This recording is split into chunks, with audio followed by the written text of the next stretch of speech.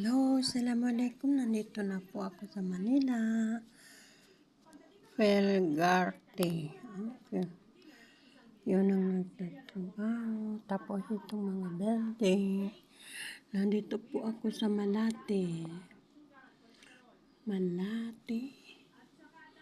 Metro Manila. Malate. Pasay City. Yan. Yan, ano. Ito po yung kwarto ko. Ito po yung kwarto ko. Tapos nanood po ako. Ito yung malita ko. Ito po ako. Ito po siya ko. Maganda po siya. So, yan. Walang madaling paraan para magpapayan.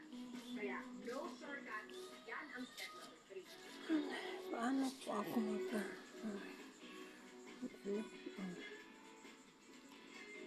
Yan.